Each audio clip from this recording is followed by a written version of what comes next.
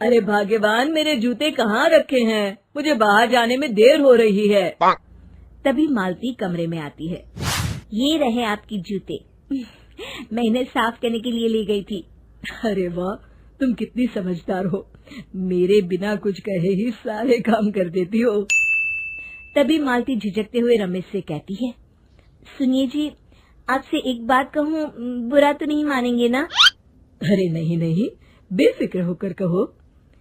शादी से पहले मैं अपने मायके में नौकरी करती थी। मैं चाहती हूँ कि अब मैं फिर से नौकरी करना शुरू कर दूं। वैसे भी सारा दिन घर में बोर हो जाती हूँ। देखो मालती, तुम्हारे नौकरी करने से मुझे कोई ऐतराज नहीं है, लेकिन तुम्हें एक बात बता दूं, हमारे खानदान में आज तक कभी किसी औरत ने नौकरी नहीं की। फिर भी एक बार तुम माँ से पूछ कर देखो, अगर वो तुम्हें नौकरी करने की इजाजत दे देती है तो अच्छी बात है। रमेश वहाँ से चला जाता है।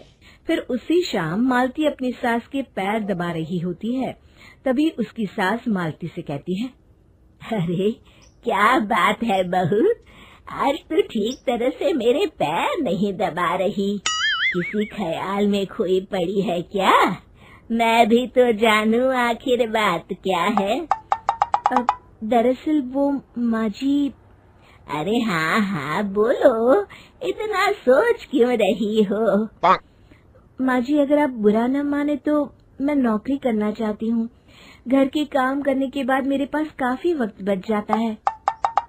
मालती की ये बात सुनकर उसकी सास गुस्से में कहती है, अरे बहू, तेरी तबीयत तो ठीक है ना? आज ये कैसी बहकी बातें कर रही है? भला हमारे खानदान में आज तक कभी किसी औरत ने नौकरी की है जो तू नौकरी करने की बात कर रही है, हैं? अरे बहू, तू क्या रिश्तेदारी में हमारी नाक कटाना चाहती है? जितना जल्दी हो सके अपने दिमाग से नौकरी का भूत उतार दे, और अब जा, जल्दी से रसोई में जा, खाना बनाने का वक्त हो रहा है। मालती मन मार कर खाना पकाने के लिए रसोई घर में चली जाती है। अगले दिन, नमस्ते माँ जी, कैसी हैं आप? अरे आओ आओ दिवाकर बेटा, बैठो, मैं तुम्हारे लिए चाय मंगाती हूँ। बहू, जरा एक कप चाय तो लेती आना। फिर दिवाकर एक फाइल खोलकर मालती की सास के सामने रख देता है। ये देखिए माँ जी, ये है पिछले महीने का हिसाब और ये रहे मुनाफे के रुपए। एक बार हिसाब देख लीजिए और इन कागजों पर अपने दस्तखत कर दीजिए। अरे दिवाकर बेटा, मैंने भला आज तक कभी तेरा हिसाब देखा है जो अब देखूंगी? ला बता, कहाँ दस्तखत करूं? तभी मालती चाय लेकर वहाँ आ जाती है और अपनी सास को बिना कागजातों को पढ़े इस तरह लापरवाही से दस्तखत करते हुए देखकर हैरान रह जाती है। अच्छा माँ जी, अब मैं चलता हूँ, फैक्ट्री में बहुत काम है। फिर दिवाकर वहाँ से चला जाता है। कुछ दिनों बाद मालती बाजार में कुछ सामान खरीद रही होती है। तभी एक बूढ़ा आदमी उसे आवाज देता है, अरे मालती बेटी, कैसी हो? मुझे पहचाना? मैं तुम्हारी कंपनी में मुनीम का काम करता हूँ। हाँ चाचा जी, मैं आपको बिल्कुल पहचानती हूँ। कहिए, कैसे हैं आप? मैं तो ठीक हूँ। कंपनी में कुछ भी ठीक नहीं चल रहा, यहाँ तक कि हमें ठीक वक्त पर तनख्वाह भी नहीं मिलती। ये आप क्या कह रहे हैं? अब क्या बताऊँ, आप लोग तो कभी हिसाब किताब देखने दफ्तर आते नहीं। मेरी मानो तो एक बार आप लोग दफ्तर आकर सारा हिसाब किताब देख लो, आपको असलियत पता चल जाएगी। अच्छा बेटी, अब मैं चलता हूँ, देर हो रही है। फिर वो बूढ़ा वहाँ से चला जाता है। वहीं दूसरी तरफ मालती घर पहुंचकर अपनी सास को सारी बात बताती है। तभी वहाँ रमेश भी आ जाता है, लेकिन मालती की सास मालती की किसी भी बात पर विश्वास नहीं करती। तभी रमेश कहता है, अरे माँ, बिना आग के कभी धुआं नहीं उठता। जब मालती इतना कह रही है तो हमें एक बार दफ्तर चलकर देख लेना चाहिए। वैसे भी हम लोग काफी दिन से अपने दफ्तर नहीं गए हैं। इस तरह किसी एक आदमी के भरोसे काम छोड़ना मुझे भी ठीक नहीं लगता। अगले दिन वे सभी अपने दफ्तर पहुंचते हैं और सीधे दिवाकर के कैबिन में जाते हैं। अचानक सबको एक साथ देखकर दिवाकर चौंक जाता है।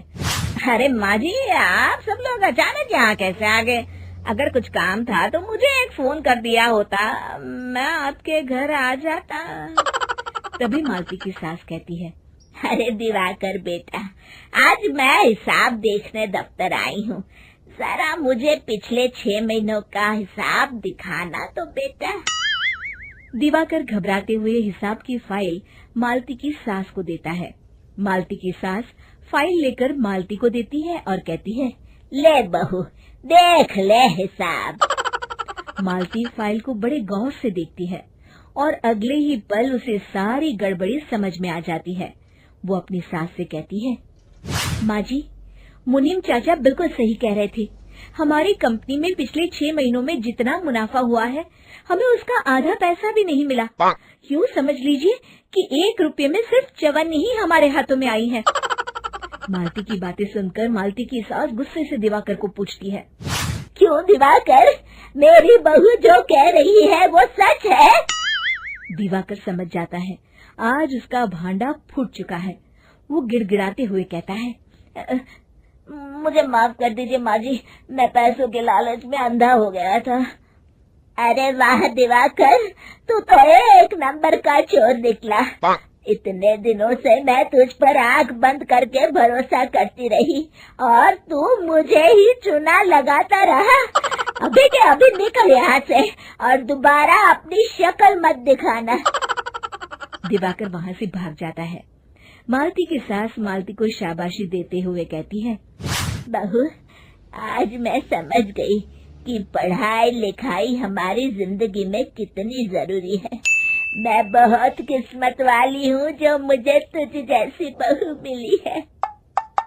शिक्षा, पढ़ाई लिखाई का इस्तेमाल सही जगह करके हम दुनिया में बहुत कुछ बदल सकते हैं।